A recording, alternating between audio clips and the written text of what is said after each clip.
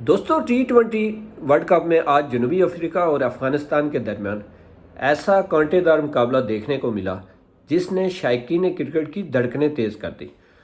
دوستو جنوبی افریقہ نے پہلے بیٹنگ کرتے ہوئے مقررہ 20 اوور میں 186 رن بنائے۔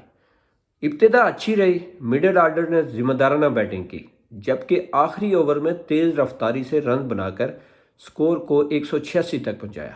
یہ ایک مضبوط ٹوٹل تھا، لیکن میچ ابھی باقی تھا۔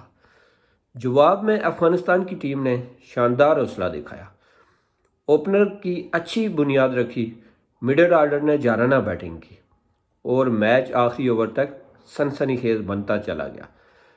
دوستو آخرکار افغانستان بھی 186 رن پر آؤٹ ہو گیا، یوں میچ برابر ہو گیا۔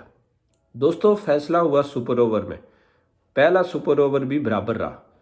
دونوں ٹیموں نے اعصاب شکن مقابلہ کیا اور شائقین کو مزید انتظار پر مجبور کر دیا۔ دوستو پھر آیا دوسرا سپر اوور اور یہاں پروٹینز کا تجربہ کام آیا۔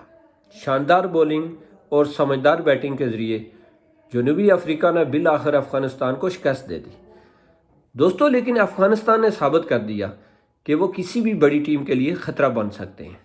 یہ شکست کے باوجود یادگار کارکردگی تھی۔